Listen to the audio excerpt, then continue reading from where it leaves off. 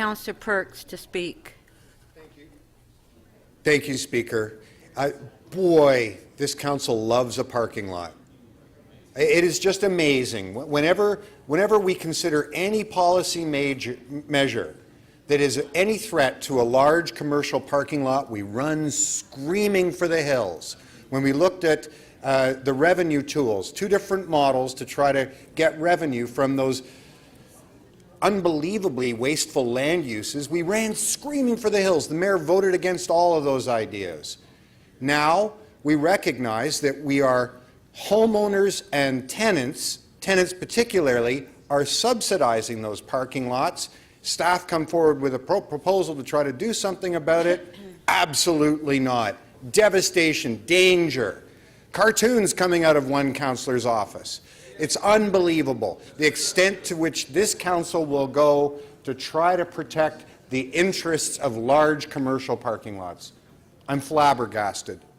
I'm particularly flabbergasted given that we went through a very painful exercise about building a large piece of transportation infrastructure at a cost of over $4 billion, and the main argument that was used is, if we do this, then we will be able to rebuild Scarborough Town Centre so it's not so much parking lots, but has better urban form.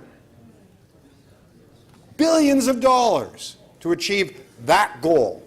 That's why we needed to do it. The inconsistency, the lack of vision, the lack of belief in the future of this city, and the absolute unwillingness to take evidence.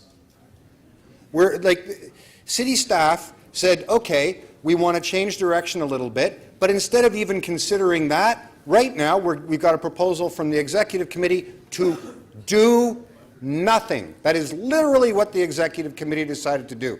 Do nothing on this problem. And what are the consequences of doing nothing? Do we have the fresh, clean water that Councillor de Beermaker talked about? No, we don't. Right now, today, all along the western waterfront of the City of Toronto, there is a large, dirty plume with high E. coli counts in it that is the result of stormwater runoff into the Humber. The water levels are high, and that's a different matter, but the runoff is why the whole western end of the city is contaminated, waterfront is contaminated right now, this minute. But somehow we already have the mechanisms in place to have clean water. That's what we're told. We're also told just impossible, way too difficult. Nobody could ever figure out how to do this, except over 100 American municipalities, over a dozen here in Ontario, and dozens more across the country.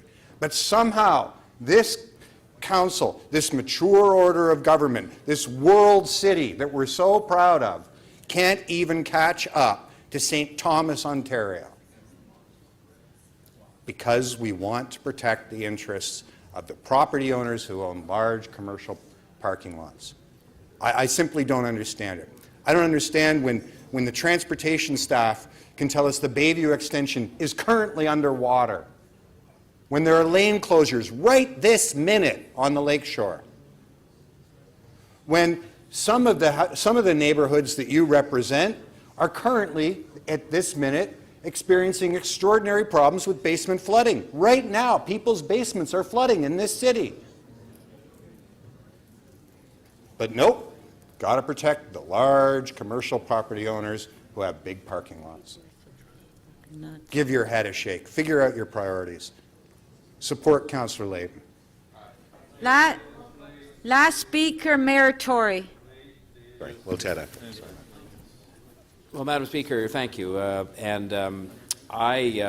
will be supporting the position that was taken, and I moved the motion at the Executive Committee to receive this report. And I wanted to just explain to the members of Council why. And I was able to listen out of one ear to what Councillor Perks was just saying. And, you know, it's interesting to me, because this goes back, as has been pointed out by a number of people that have been speaking this afternoon, way before my time here. But it's fascinating to me, and it is a very interesting question as to how all these places, including, I'll take your word for it, St. Thomas, Ontario, and we were told at the Executive Committee, I think 300 U.S. cities and our North American cities have this, and yet we get back from our staff. This is not a political report that came back. I can honestly tell you, standing right here, I never had a briefing from anybody on this in my life until it came time to read this report that is in front of us today. And I would have said, well, if people have been spending years at this and we get this report back saying, among other things, first of all, that we're uncertain about the money because the school boards are certain to apply for an exemption and we're going to be minus millions at that stage right off the bat. So on this whole business of revenue neutrality. Secondly, it points out that one of the very biggest groups that will benefit, and I think this is what Councillor Al-Jamari was talking about, namely tenants in multi-unit residential, especially rental buildings, there is no guarantee, if I read the report correctly, that we have any mechanism whatsoever to ensure that they ever see any of that money if those buildings see a reduction. That's number two. Number three, there's then pages spent analyzing all the demands the public made, the public who we represent, for customization. Everybody's all in favor of measures that help with the environment, and in this case, let's remember, as has been said a number of times, because I think it is a fundamental point that allows me to be comfortable with receiving this report, is that we have a fully funded program in place. Our staff have confirmed again in this debate that that is the case. It's not like what we're saying here is we're turning down a mechanism that's going to prevent us from carrying on with our work and improving the handling of stormwater and wastewater. So the administrative aspects of this, which are sort of featured in pages of discussion about how all kinds of people came forward from the public and said they wanted this kind of lot treated this way and that kind of lot treated that way, and that was the only way in which this would be viable and they would be supportive of it, was, I think, the fate of a lot of these kinds of policies, where people support them in principle until you get down to actually saying, all right, here's how it's going to work, and then all of a sudden that support evaporates. And so all of that, the administrative nightmare, the customization analysis that was done by our own staff, the fact that the tenants, one of the biggest groups that would benefit from this, there was no guarantee they were going to see the benefit, and a very blatant and costly item like the exemptions that would be sought, and the report said received by the school boards, caused me to believe back to where I started, which is that I couldn't believe that something we're on the verge of saying, well, this is all done, the work's done, it's all fine. We were receiving now a report from our staff, who are professional public servants, saying this, in a sense, to me, it said, this thing is a nightmare. This thing is a nightmare, and you don't really want to implement this. And I know the recommendation didn't say we should. It said we should go back and go through yet another round of heaven knows what, and it would take 2 more years to do that, because it was said 2019 was going to be the time. I believe that with some of these kinds of things, especially when they have the history that goes back so far, even before the time that I was here, you are better not to try to unscramble an egg. You are better not to try and unscramble an egg. You are better off to say, when the challenge here was not coming up with the money to do the work, we have the money. The challenge was to be, I'll call it, more equitable in the way that money was allocated across the spectrum of people who could pay. And clearly, to me, this proposal, based on entirely, I've never had a single person, in fact, I'll amend that. The only person who ever mentioned this to me in the last time I've been here, 2.5 years, was a person who was actually in favor of it.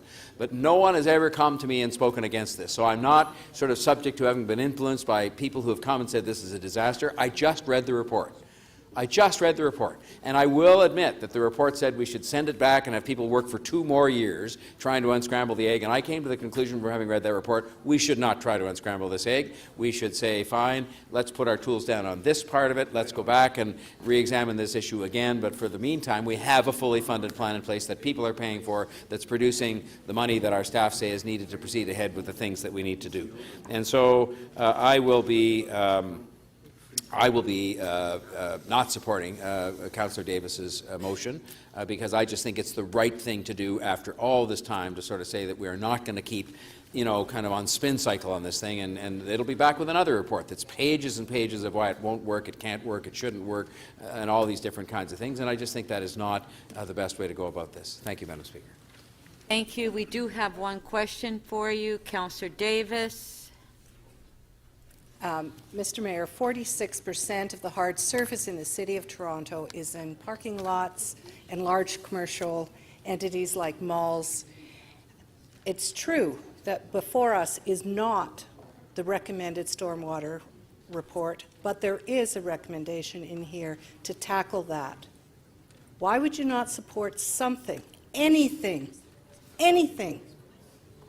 that would help to reduce hard surfaces and force those property owners to start contributing to the solutions of stormwater in this city? Well, because I think, again, you're trying to partially unscramble the egg, Madam Speaker, through you, and I think, you know, what I heard from one of the, there were some very thoughtful deputants, I think you were there and heard some of the very thoughtful deputants who came forward on this, and one of them, for example, kept holding up the Philadelphia model and saying, well, this is the one we should adopt. And others were there saying that there were hundreds of these models. And I'm saying to myself, why are we going to start into this process, which I think is a huge mistake we make around here when we're trying to achieve the right public policy objective, but we go about it by adjusting bells and whistles and adding an ornament here and taking something off there and doing just a start, as opposed to saying, look, you know what, let's not try and unscramble this egg. If we want to do something along the lines of what you say, then fine.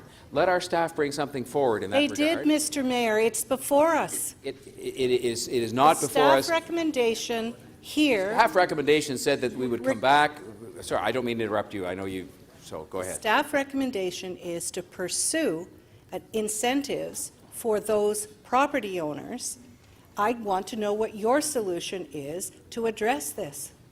I am quite happy to have our staff come back and effectively, when I say I don't mean start over again in terms of starting from scratch, because they're clearly not starting from scratch, and have them come back. But what I don't like is these reports that sort of say, well, parts of this have to go off until 2019 and other parts we can maybe do. It started out as a holistic proposal, and now it's ending up where we're taking pieces here and pieces there and parts going off for further study. Mr. And I'm just Mayor, saying you cannot unscramble an egg. 46% of the problem is on parking lots and other large commercial properties. And there is a recommendation here to address that.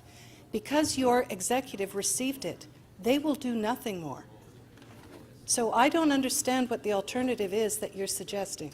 It's not like the people that you're talking about who are the owners of those properties are not paying something now. In fact, I think some of them No, are they're the ones- not. Well, no, but they're paying. There are some that are paying nothing. Nothing. Okay, please That's stop what's in here. interrupting. Staff recommendations here. I don't understand why you don't take the professional advice of the staff that are here. Because if you receive this, if this council receives this, as your executive did, we will be doing nothing. And I don't understand how you can stand here and say you'll accept we're doing nothing. Madam Speaker, that's actually not true. What It we're not, is. no, what we're not doing is this, which came in this report, full of all kinds of pages of reasons why this, you know, wasn't the right package of measures that even our own staff were saying they need to go back and do 2 years of work. And I know you're saying you're pulling a part out of it and saying, well, let's do that part. But I'm saying to you, I'm quite happy if they start tomorrow morning on doing work that addresses the issue that you're most particularly concerned about. And I will say there's been incredible misrepresentation made on this, where people connect the island flooding to this decision, which is just, it's so preposterous that I you know, like, it causes you not to want to try and do the right thing around here sometimes, that you just say, well, you know, if we get a staff report that has all kinds of reasons why this thing is not ready for prime time, and we can't just sort of say, you know what, rather than try and, you know, do 2 more years and come back with a further. I don't know what this is, Mr. Mayor. Huh? I don't know what this is. 2 more years. What is before us? And I don't understand. Please explain to me why you would not support the measures that will address one of the largest problem we have, which is to look at changing the water rate structure to address the 46% of the hard surfaces. If I understand Councillor correctly, Davis, what the mayor was- has answered your question. If I understand correctly, what was trying to be done here was to take a holistic solution to this challenge of reallocating the responsibility for this, financial responsibility for this, across a whole spectrum of people, not just the people who had malls and parking lots, but all the people who had different kinds of lots. That's part of the problem here, is you have a very wide spectrum of people.